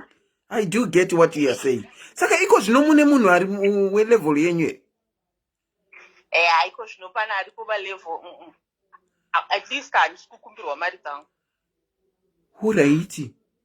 Asi at least iko zvinoyata zoenderana manje, because at least you find somebody wekuti aneone mari dzako iwa uneine mari dzake, and zviri kufamba zvakadaro. Well, I sincerely hope all the best in your now leveled relationship. Thank you, Auntie. You take care, Auntie. Thank you, bye. Okay, bye. Oh, vamwe vakadiscover kuti havazive level ravo. Why I am playing this video is I want you to see kuti ini ndiri pamoyo tu. Zvinogona kuti ini ndiri pamoyo wema levels iwayo kuti munhu dana nemunhu ane level rako. Uye ndiri pamoyo futi kuti munhu danana nemunhu waunoda iwewe pamoyo pako. Waunoti uyu ndiye munhu wandinodanana naye. Kunyangwe iwewe une ka level kari pamusoro, unogona kuvandudza munhu wako waunenge uchidanana naye. Saka I am of two minds. Andina kwandiri ndiri kwese. Ngatidzokororei. Ndinoda kuti munyatsoteereresa uyu paanozotaura kuti hauzi wetype kana kuti yelevel yangu. Monzwa kwa ari kubva nezvaari kutaura nemukomana uyu. Kuti mukomana uyu havasi kutonzwanana. Uyu ari kutaura zvekuti ari kuMaryland, uyu ari kutaura zveweather. Uyu ari kutaura zvake, uyu ari kutaura zvake. Saka havasi kutonzwanana. Saka malevels apa akatosiyana. Zvakafanana ne, there is nothing wrong in someone being educated and going lower kunotsvaga munhu asina kudzidza. There is nothing wrong with that. But zvinotinetsei. Ndinokuchingamidzai pachirongwa makadini? Ndiripo zvangu muri sei long time andi mamaruva. Ndanga ndichimbozorora ndichimbozvitarisa iyenini sanyamunhu. But no, I've rested well, I'm back.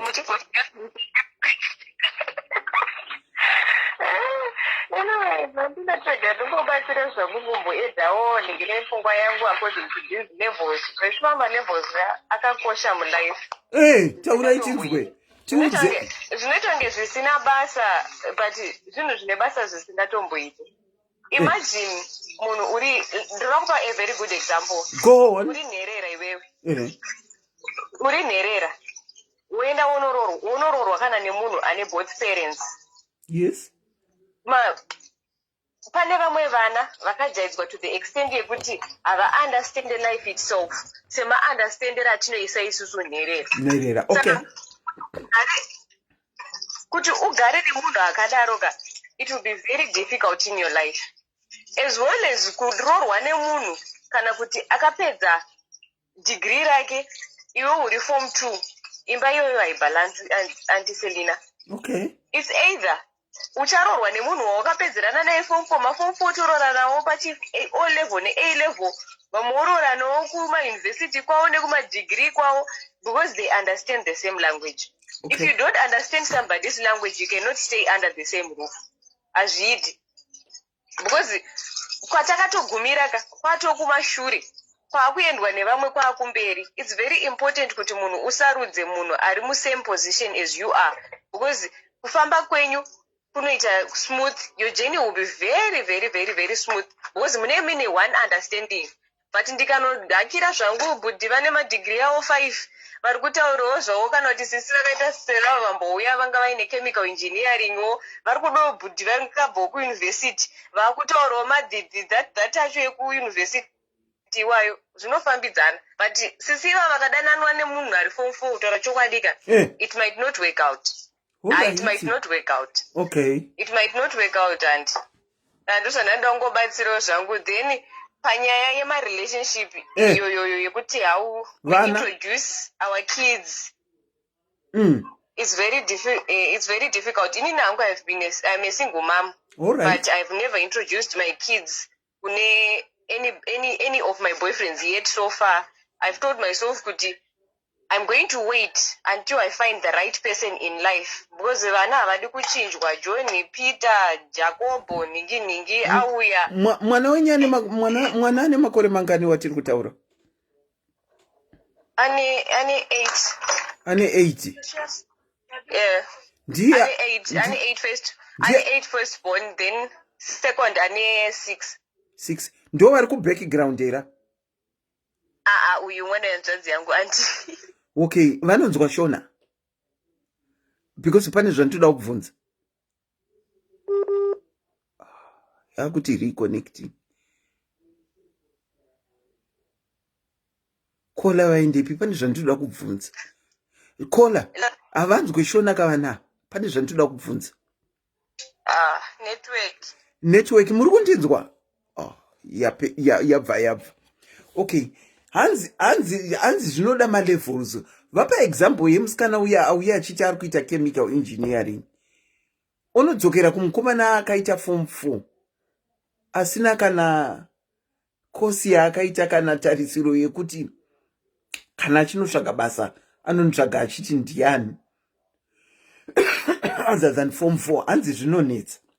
Mubvunzo wandachida kuvabvunza ndewekuti but I've never introduced any of my boyfriends to vana. Saka ndachida kubvunza kuti vangange vari vangani maboyfriends atiri kutaura nezvavo. Ndo mubvunzo watanga tiri kuda kubvunza. Regai tione kuti tingapedzisa. You know how you're Floyd Mayweather. You know weather. Is a weather. I'm not a weather. I'm not a weather. Okay. Thank you so much for joining. We're gonna try somebody else, okay? No, not try somebody else. I'm not asking you finish now. Okay. Are you married or you single? I'm married. Why? You mean you married me? No, I'm not marrying you. I'm not gonna marry you. Why? Because Zvino nai vanhu vaMwari ngatitaurirane pachokwadi. From that clip yandiri kuplaya. Asangana nemunhu waari kuti iye muzimba ari kuMaryland. Iye ari kutaura zveMaryland, uye ari kutaura ari kunzwa zveweather ndo zvaari kunzwa. Ari kutotaura zvekuroora, achangoonana nemunhu ipo pamavidhiyo akuitwa mazuva anaya. Anditi akutotaura zvekuroora already. Anditi nematauriro ake ari kuita, munofunga kuti vanhu ava itaipi dzimwe chete here, vane malevel mamwe chete here? Kuri kunzi musikana uyu abvuma kuroora mukomana uyu, muri kuona zvichibuda imi? Ngatitaurirane ishuwa vanhu vaMwari. Madzoka futi Kola. Ndadzoka ndaunzwa mubvunzo wenyu anti. Okay, go on. I'm very young auntie. Saka umongozoti uchikuro you need someone. Yeah. Saka I haven't found anybody wekuti ndingati is the right person yet. Saka Right. I don't think it's too early. It's time enough yekuti vana vangu vazive kuti I'm into relationships yet. That's because good. their father died. So sorry about that. No. I feel they are not yet comfortable being around any men because plus boys. Right. Boys could introduce her to someone else could be difficult until you know. True. I do agree with you. Ndosha ndachida kubvunza kuti ndinzwe kuti unondipindira kuti ndachida kuona kuti are you moving very fast like wife or yako inoto andaona kuti yako nekureconnecta even kuri kuita foni unoramba uchireconnecta iwe. Inini pandisiri comfortable I don't stay. I don't want to miss out being happy in my life. Ndoda kuti ndifare. I've been hurt. Losing a husband is something that is very depressing. You know it. You've been there. I do. It's like I don't want to waste my time with people who are unnecessary in life now. If you are unnecessary, just move out and find your way, because I just not understanding. Well done to that. I do applaud you. And ramba wakadzvanya kuti handirakidze vana vangu kuvanhu vese vanopfuura kuti angouya apfuura woti hekani angouya apfuura. Well done to that. And ramba wakapresa ipapo. Thank you so much for calling back. Iripo, auntie. Thanks. Good night. Good night to you. Take care. Okay. Kola dzoka atega ndinopindira auntie. Let me try and call back. No, vanhu vari kundifonera direct. I think this is a direct call. Okay, I'll return their calls since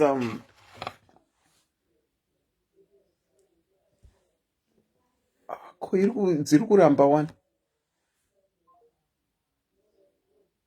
Oh, I can't call back because muna mari.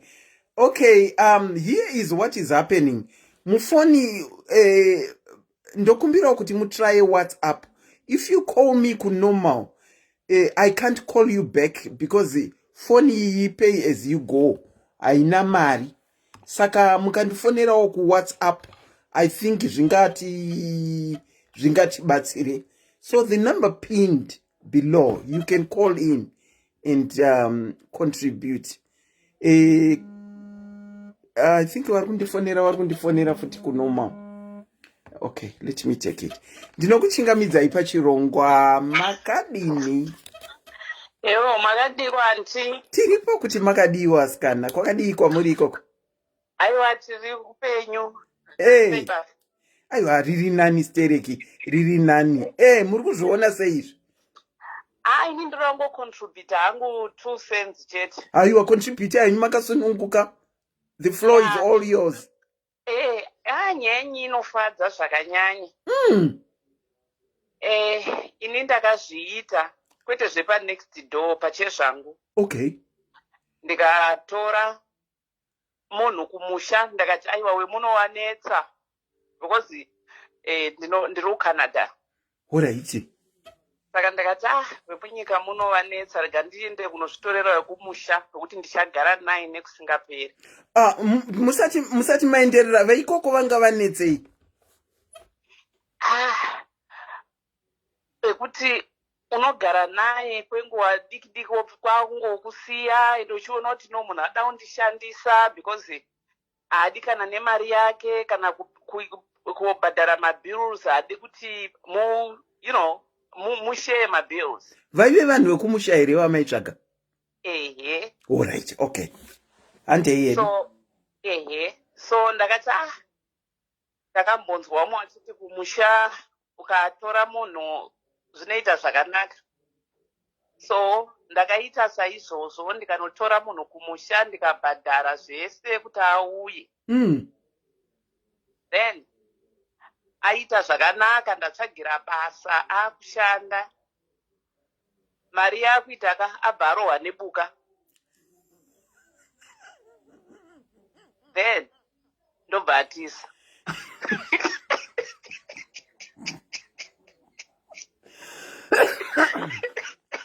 Asi paakauya akanga ari wemalevels enyu. Aiwa anga asiya nditi ndatora munhu kumusha. Anga asi wemalevels. Makabhenge masangana kupiko? Kumusha koko. Womaichoziva naye kubva musha? No, ndakazomuziva ndakudzoka kumusha ndichienda kumaholidays. Alright.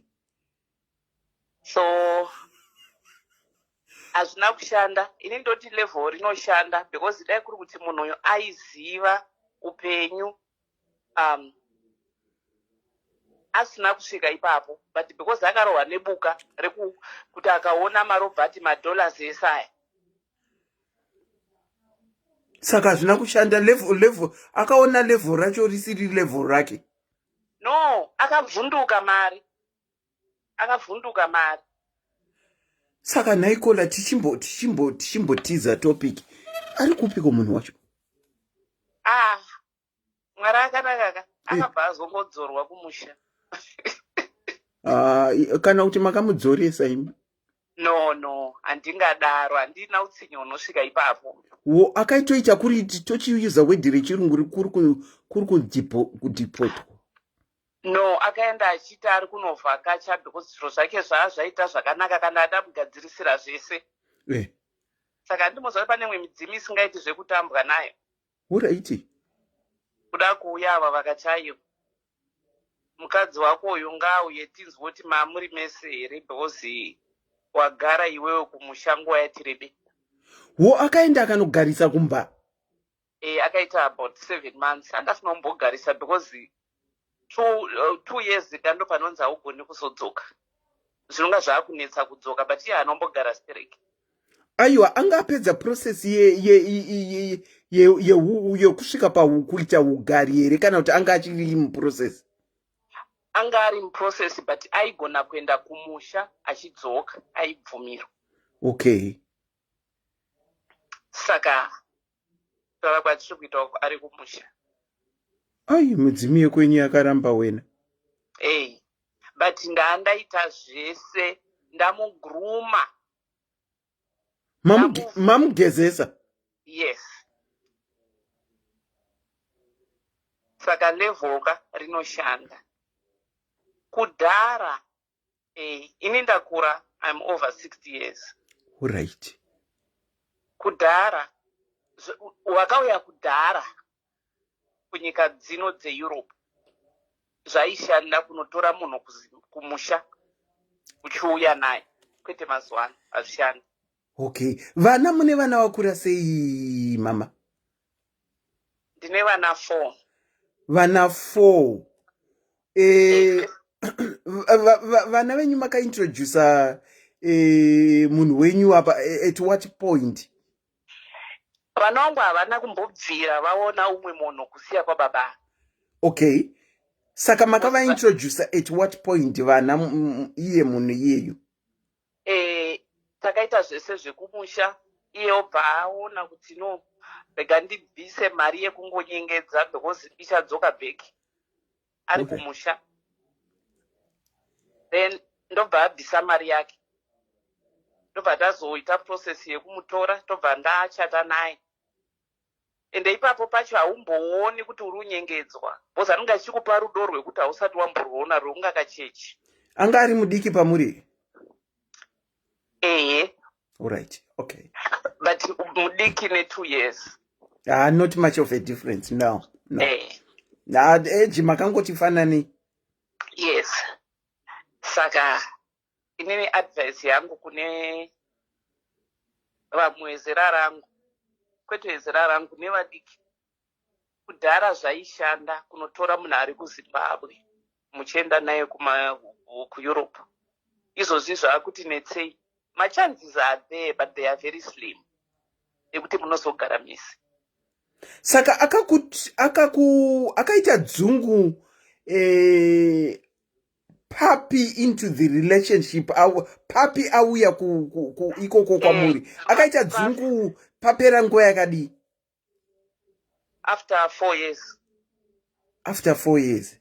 Because akanyatsoziva kuti rega ndibogare ndinyatsoziva nyika yese kuti unofamba sei. Saka anga ane zvese zvakakwana. Aiwa, kana anga asiri wenyu akanzi haazi wenyu, sezvamuri kutaura kuti malevels anga akasiyana, akasvikawo munzvimbo yamuri imomo akabva avhunduka. Mari sekuvhunduka kwatinoita tese kana tichinge tasvika panzvimbo. Saka unozoona kuti dai pamwe anga akadzidza because anga asina kudzidza chaizvo, anga akadzidza ndizvowo. Dai anga akadzidza chaizvo aizofunga. Reason capacity yake yaita zviri nane kufunga.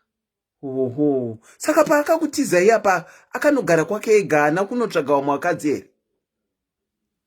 Akanogara kwake ega, but sekunzwa aigara neumwe mukadzi wanga akugara naye. Uraiti. Muchato makadambura here? Ndakazodambura. Uraiti. So handifungi kuti zvinoshanda, because kana munomo variko vari kuwana varume vachigara nawo zvakanaka. It all depends kuti Mwari akupa chii. Ya aiwa zvinodependa zveshuwa. Zvinodependa kuti Mwari akupa chii. As I said, inini personally I'm in two minds. Kuti munhu idanana nemunhu waunoda iwewe pamoyo pako. And yet at the same time I also think kuti zvema levels zvinoshanda. Saka unozorwadziwa more wakunyatsoziva kuti ndiwe wakaguruma munhu iyeye, ende wakuziva expense yawakaita, because don't forget kuti weukama hwake vanouya vachikufarira because yamari kai takutaura nyaya dzemari. Zveshuwa. Weukama hwake, even if kana uri muhombe kwaari vanonga chingoti no hazvina basa hatizviteereri izvozvo, tino tinokuda iwewe. Ende iye wacho anokuvhurira mvura mutabha achikugeza. Yeah, zveshuwa. Wow. So vanhu vanofana kuita zviri careful. Yeah. Zvinozorwadza, ndosaka you find kuti at the end vamwe vanozocommita suicide. Yeah. Because unonga kucalculate expense yese yavakaita pamunhu. Kuchengeta munhu haizi nyoreka. Yeah. Ari kumusha, then oita kuchata nemunhu ari kuZimbabwe. Iye hapana chaanocontributa, iwe ndo unonga uchifuta zvese izvozvo. Ndizvozvo. Saka mama, iko zvino muchiri kutsvaga munhu wemalevels enyu here? No, I've had enough. You've had enough. And yeah, it's 65. Vanongoona ndane umwe munhu ndowaunzira futi umwe vanhu vanototi maakupenga. Wow. Well, mama, all I'm left to say is I'm so humbled at your age that you phone in ne age yenyu yamuri, sharing your experience and contributing to the program. I'm so very humbled. Thank you so much. Thank you so much. Ndatenda. A very good, what should I say? Is it morning, Ikoko? A very good morning to you, mama. Thank you so much. Ndatenda, thank you. God Take bless. care. You too, and have a Merry Christmas. Same to you. Thanks. Bye. Wow. Ndi mama, she's 65. She's almost 65. And she's sharing her experience. And kwavari vari kuti zvema levels zviriko. Chida vakange vatsvaga munhu vachiti ndingowanawo munhu wokuwadzana naye. If you're outside your borders, life can be very lonely if you don't have anyone. Saka ndofunga mama wakanga wangoti ndingotsvagawo munhu wekuti ndinowadzana naye. But vakanotutana nemalevels asiri ekwavo. But tinotenda Mwari nevadzimu vavo kuti zvakangoendawo nepamwe. Have you got a story to share? Kana musina, I think tambotaura. Tambotitaurei in my first program after being away for a while. Kana pasina tochingoita wind off. Asi, clip yandaramba ndichiplaya iyi. Moyo wangu uri kundiudza kuti zvema levels zviriko. Just imagine that girl. Dai kuri kunzi anotorana nemukomana uya. Unonyatsoona kuti even vachitaura zvokungotaura ipo pamavidhiyo apa. There are two different levels altogether. Mwari kutaura zveMaryland, mwari kutaura zveweather, malevels akatosiyana. Malevels akatosiyana zvachose. Saka zvemalevels zvinenge zvinoshanda. Asi zvekuda munhu nemoyo wako futi zve. Inini kwandiri zvinonditi shandei. Zvinonditi shandei. If there is no one else to call, What I can do is just wind off. Tichionesana. Weduwe tambokurukura, tambotaura. Kudzidza hakuperi, kuonesana kwakanaka. Asi regai ndichiti kudai kune avo vari single, vane vanhu vavari kuwadzana navo, zvekuti munhu ane level here kana kuti haana, izvo zviri kwauri. Kufuga nekuwarira iwe wemene zviri kwauri. Apa tangoonesana kuti iwe umepe way forward, kuti unotsvaga animal levels ako here kana kuti unotsvaga munhu ari pamwoyo pako. Asi zvandinoda kuencourage kuvanhu vari kutsvaga vanhu vane malevels avo, kana kuti vanhu vari kutsvaga vanhu nemwoyo wavo vese, especially kuvanhu vane vana vavo. It's of paramount importance kuti kana uchitsvaga munhu, tsvaga munhu first and foremost anoda vana vako. Ndambenge ndichitaura nemumwe mukadzi achiti handidi kumuswededza padhuze nevana vangu. Ndikati kuda vana kwatiri kutaura uku, kuva aidha munhu womurume wauri kudanana naye kana kuti munhu womukadzi wauri kudanana naye semunhu rume. Murume ye kana mukadzi azive kuti une vana, ngaakoshese vana vako. Panodzimbikana miri vana vako ngaawanike achiparticipata. Pamaschool uniforms evana vako ngaawanikewo achibvunza kuti todii. Pamaschool fees ngaawanikewo achibvunza. Both sides, kumurume kana mukadzi. Hazvisi kuita kuvarume chete, ngazvive both sides. Ngaawanikwe achibvunza welfare yevana vako. That way munhu akadaro ari easy kana ready kumuintroducer kuvana vako. Zviri nyore. However, having said that, regai ndikurudzire kuvakadzi kana kuvarume vane vana vavo kuti ngatingoregerai kuita system yekungoti mangwana ndaintroduce mofu, mangwana ndiri kuintroduce vana kuna Samaita, mangwana ndiri kuintroduce vana kuna Samanyanga. Dzidzanai nemunhu wako, wiriranai, zvekuti paunenge waunointroducer unenge waeliminata, waeliminata ma-red flags emumwe wako. That way pavana hamuite problem. Asi sevanhu vevakadzi kana kuti sevanhu vevarume, tikada kukoshesa ma-feelings edu isusu, tichiita neglect or forgo or dismiss ma-red flags atinoona pavanhu vedu vatiri kudanana navo, especially towards wana. Don't think kana mapinda mumba machata zvinochinja. A good example is the lady who came palive yasisimeli nezuro. She picked my red flags emunhu wavaidanana naye pamusoro pevana, but she went on atisikuva iti vakaita zvakashata, vakaita zvaida mwoyo wavo, but she went on kunororana nemunhu wavaitoziva kuti anenge asingatodi vana.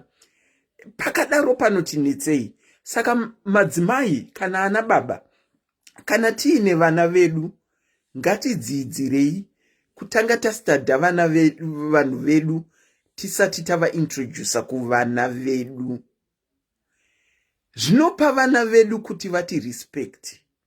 Stereki. Tingangoda kufamba tichiti vana vangu vanondirespecta, vana vangu vanondirespecta. Asi nhasi kana uchiuya naJohn, mangwana uchiuya naPeter, mangwana uchiuya na vana might not say it direct to you, but action dzavo ndizo dzinozokuputa off dzevana. Saka ngatikoshesei vana vedu vatinavo, not ma-relationships. Ende pama-levels apa zvakwauri iwe mbune kuti unodanana neane ma-levels here kana kuti haudanane nema-levels. Asi clip yandandichitaura iyi yandirakidza kuti ma-levels are very important. Ari very important. Nekuti ukasadanana nemunhu asiri we-level yako, usafunga kuti kana maamumba uchamupingudza. Chinhu chinopingudzwa imombe. Munhu haumupingudzi nekuti maamumba. Hazvigone kuitika izvozvo. My diaries, thank you so much for welcoming me back after a bit of well-deserved rest. Until we meet again on another program, the name is Auntie Selina. I was your host and presenter tonight. If I don't get to see you or talk to you, I wish all of you a Merry Christmas. I know definitely I will be coming back after Christmas to give an address of the events as the spokesperson of Diaries, to give an event of what you and I have done in terms of charity work for the year 2021. So until then, have a Merry Christmas. Stay blessed and a very good night to you. Thank you.